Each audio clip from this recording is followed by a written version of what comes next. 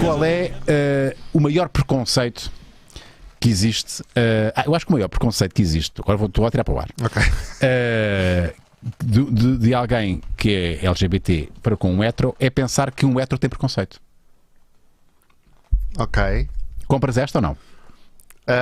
E às vezes uma atitude um bocadinho agressiva, como defesa, entendes? Defensiva. Agressiva defensiva. Agressiva defensiva, sim. Yeah.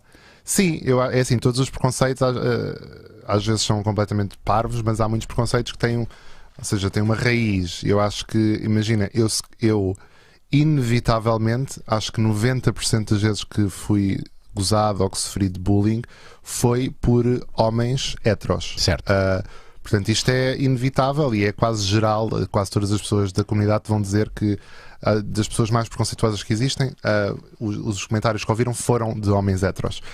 Portanto, acaba por às vezes, é quase como, eu não sei se isto é um bom exemplo, tenho receio, mas atira é que eu salto. como, Se imagina, te afogares eu vou lá e salto.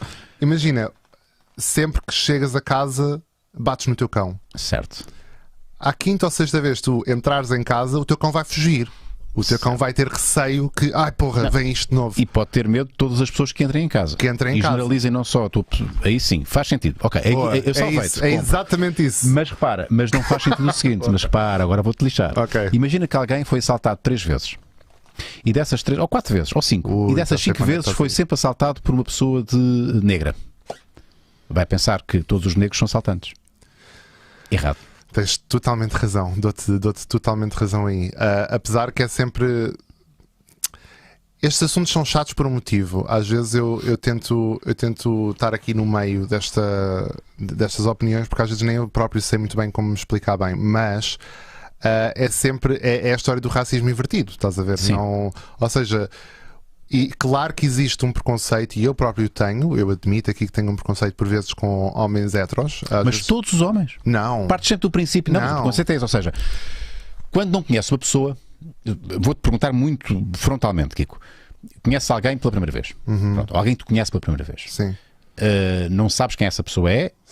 Tu partes do princípio que essa pessoa vai ter um preconceito. Pessoa hetero, sabes que é hetero. Corresponde ao homem de família, é hetero, enfim, meia idade. Parte só do princípio, ok, esta pessoa não vai aceitar como eu sou. Não parte do princípio. Tenho feito, obviamente, um trabalho próprio de consciencialização em relação a isso. No entanto, iria-te mentir aqui se não dissesse que estou muito mais confortável à partida a conhecer uma mulher do que um homem. Ambos heteros. Eu muito mais rapidamente vou-me abrir, no pun intended, para uma mulher do que para um homem. Porque, e isto é uma coisa que está comigo, claro que é um trabalho que eu tenho que fazer comigo também, mas ao longo de todos estes anos eu sofri mais preconceito por parte dos homens. Certo. Não desculpa, obviamente, tento fazer esse trabalho comigo próprio, tento até convidar pessoas a fazê-lo por vezes. Mas também eu acho que tem que haver uma compreensão do outro lado, já que este lado acaba por ser o lado mais que sofreu mais, o elo mais fraco, uma minoria. Pronto, temos que ter sempre atenção com as minorias nesse sentido. Tem que haver um bocado uma consciência. Eu acho que nestes casos tem que haver uma consciencialização grande da outra parte e se calhar hastear uma bandeira branca, sabes? Do género tipo. Isto tem muitas vertentes, mas eu acho que às vezes eu sinto-me logo mais confortável se a pessoa me deixar à vontade, como tu fizeste assim que entraste aqui. Mas às vezes há pessoas que, às vezes o mistério, a pessoa estar assim mais calada e mais não sei o quê, eu fico assim, ui, o que é que ela será que... Sim. Mas vezes... sabes que isso funciona também ao contrário. É verdade. Ou seja, eu devo-te confessar que já houve situações em que eu fiquei nervoso, repara, com alguém homossexual. E eu fiquei nervoso porque eu senti já um juízo, ok, esta pessoa não me vai. Eu senti que, se calhar até erradamente, senti que já me estavam a julgar a mim por ser. Então, qualquer coisa que eu dissesse, eu tinha que pesar muito bem as coisas que eu não estava à vontade, qualquer coisa que eu dissesse ou fizesse podia ser interpretado como homofóbico. Não Eu sei percebo, se eu percebo o que estás a dizer. Então eu já não estava a ser eu, porque pá, eu não posso dizer nada, porque se eu disser alguma coisa, ele vai pensar, como ele já pensa que eu sou homofóbico, qualquer coisa que eu diga, Ok. e então há aqui um desconforto. Yeah. E uma coisa alimenta a outra. Exato. E o meu silêncio alimentava Ok, Entendes? estou a perceber. Mas advém se calhar também, claro que isto é tudo explicável, é como tu dizes, foram anos, são muitas gerações, no teu caso uma vivência inteira a sofrer bullying ou a sofrer preconceito, que às tantas é por defensiva, é por defesa, não é? Não, mas é chato, e também é chato isso ser assim, mas de facto acaba por, às vezes, eu acho que a comunicação é tudo nesses casos. Eu acho que uma coisa que eu até sou bastante contra hoje em dia é os extremismos que às vezes eu tenho visto das pessoas, e acho que uma comunicação real, sensível, em ter em conta o outro, acho que eu nunca achei. Imagina, se alguém me conheceu pela primeira vez, eu entendo, então a gente conhece uma pessoa como eu todos os dias, eu sou sensível a isso. E se a pessoa se calhar me disse, olha, como é que preferes ser tratado? Olha, isto aqui, tipo, se for falando comigo de forma honesta e que eu consiga ver, mas lá está, eu tenho uma coisa que acho que se anda a perder, que é eu tenho noção de intenção por trás do que as pessoas dizem. Tens essa percepção? Tenho essa percepção. Confias nessa percepção? Eu tento ter porque acho que tende-se a perder. Acho que agora qualquer coisa que tu possas dizer é tu pertences ali. Ou, tipo, e por vezes eu tento ter ali um poder de encaixe de onde é que isto está a vir. Se eu vir que a pessoa está claramente desconfortável porque não me quer ofender, eu sou sensível a isso e tento E és condescendente? Sim, tento ser. Condescendente? Sim, no sentido em que vais perdoar alguma frase, se calhar alguma atitude. Explicando sempre, tipo, olha, não digas isso porque isto não. Porque muitas pessoas não sabem não como. Sabem, então nós temos que, olha, eu não gosto de ser, eu por acaso arrisquei, não é? Eu por acaso não sei. Não sei se tem havido uma evolução na tua própria percepção, tua própria orientação sexual. Presumo que tens sido bastante. Sim.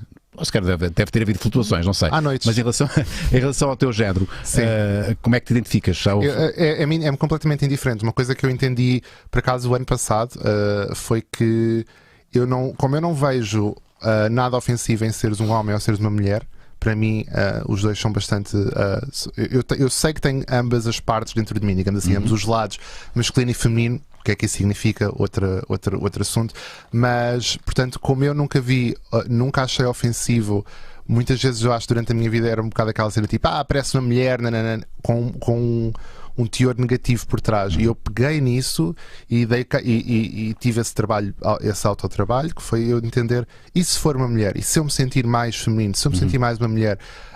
E o meu caso, e só posso falar pelo meu caso, repito, qualquer um dos dois é completamente diferente. Há casos em que de facto a pessoa decide, olha, a partir deste momento deixa ser o Kiko, passa a ser a Kiko. E isso deve ser. Mas quem não sabe, respeitado. Sim. Tem que ser informado. Tem que ser informado, obviamente. E acho que são assuntos sensíveis, mas acho que isso tem que ser respeitado. O que não pode acontecer é uma pessoa de fora exigir que o teu género seja este ou aquele. Eu acho que temos que nos ouvir uns aos outros. E se houver uma pessoa que se sente mais confortável, deve ser tratada da forma que se sente mais confortável. No meu caso, tanto faz. É completamente indiferente. Repito, isto é o meu caso, não quer dizer que toda a gente seja assim, mas o meu caso é esse. E sempre foi assim? Nunca houve flutuações? O meu microfone está a funcionar? 1, 2, 1, 2? Não está. Está. Fui eu. Eu queria ligar o meu e desliguei o teu sem querer. Desculpa. Não foi por querer. Ainda funciona? Era que eu não estou a ouvir bem. Agora já me estou a ouvir. O que é que eu ia dizer? Se sempre foi assim, ou houve flutuações de identidade? Houve sem dúvida. Eu acho que, e falando do meu caso em específico, houve uma fase da minha vida em que eu achei que poderia ser transexual, em que eu achei que não, eu sou super feminino, identifico-me só com coisas femininas, não estou bem, não me sinto bem a ser tratado por ele. Mas, e isto é uma coisa muito própria, foi um trabalho que eu fiz comigo próprio, foi que eu percebi rapidamente que essa transição, que é duríssima, que são tratamentos de hormonas, são operações super invasivas, não se aplicava a mim porque eu estaria a fazer pelos motivos errados. Ou seja, eu percebi que eu queria transicionar, digamos assim, para toda a gente ficar mais confortável à minha volta. Tu estás confortável com a tua pila? Hoje em dia estou muito confortável com a minha pila, Rui. E é esta a manchete deste episódio. Tenho aqui na cadeira. Não, sim, totalmente. Mas pronto, lá está, isto foi o meu caso. No meu caso, eu senti que não, eu estou a fazer isto pelas razões erradas. Claro, Estou a fazer isto e estou a ir contra mim próprio, porque Sim. eu digo sempre que as pessoas têm que ser elas próprias, não importa o que as pessoas dizem. E tu não estavas a exercer exatamente aquilo que tu defendes, não é? Yeah. Queria tornar-me mais invisível e que toda a gente me visse só como um género e toda a gente ficasse mais à vontade e não ficasse confuso. Mas aí percebes que o perigo, porque existe de facto um perigo de operações de mudança de género apressadas, sem a devida reflexão, não é? Porque é uma situação, eu não sei se é irreversível, não é? Acho que pode ser reversível, sim, mas é assim, dos casos que eu conheço, dos amigos que eu tenho, são transições, as transições são coisas muito demoradas, ou seja, temos tempo para há tempo, há começam a ver as mamas a nascer, se calhar não queria ter estas mamas assim. Há acompanhamento psicológico e acho que há um grande caminho a percorrer até à própria operação final, que não é o que define tudo também. Sim. Isso é uma coisa importante de ser dita. Portanto, a transição é uma coisa. As pessoas estão em constante transição, basicamente, às vezes, esse tipo de pessoas. Portanto, essa coisa que existe, as pessoas se arrependerem, é um bocado. Acho que houve um bocado essa história a vir ao de cima, mas isso não é uma coisa assim tão comum como as pessoas pensam. Não é de um dia para o outro, não é? Não, e ninguém pergunto a ti, isto não são coisas de leve ânimo. Há pessoas em tratamento hormonal anos a mexer com hormonas, com o cérebro, a fazer operações invasivas. Portanto, se as pessoas passam por isto tudo é porque querem mesmo essa situação, não é? Essa mudança de status, digamos assim. Kiko, posso-te perguntar? Podes. Qual é a tua opinião relativamente aos pronomes e à mudança da linguagem para acabar sempre em neutro? Olha, eu por acaso tenho feito, não é esforço nenhum, mas tenho-me lembrado várias vezes de usar o X como gender neutral naquilo que eu escrevo em tweets e coisas assim. Acho super ok, acho que é uma discussão super importante a ser feita. Já me questionei porque é que, se tu estiveres numa sala com 7 mulheres e um homem, porque é que tu dizes vocês todos? Isso eu acho que é uma discussão interessante de se ter até. Mas acho que é necessário haver essa inclusão na linguagem. Acho que parece-me óbvio, sim. Eu não sei se respondi bem, mas eu gostava de ter uma opinião sobre isso, mas eu não consigo. Eu ainda estou. O que é que tu achas? Não sei. Ok, ainda estás a decifrar. Eu percebo as razões, percebo as motivações, o vosso argumento. O vosso, vocês que estão aí desse lado. Aqueles, os outros não. Como é que eu digo isto para incluir toda a gente? Os outros. Não, é assim, eu vou dizer uma coisa. Eu acho que é importante nós percebermos que a linguagem portuguesa é uma linguagem mais complicada para ter esse. No inglês é mais fácil. No inglês é mais fácil, de facto. Mas acho que há certos gestos que ficam bem e ninguém perde nada em fazê-los, que é incluir ambos. Ambos. Eu acho que sempre que possível isso deve ser feito. Mas se calhar, não sei, há situações onde é mesmo muito forçado, estás a ver? Mas até que ponto é que o forçado não é justificável? Não sei, eu estou neste. Olha, eu estou em transição também. Estás em transição. Estou em transição. Estás em desconstrução. Estou em desconstrução.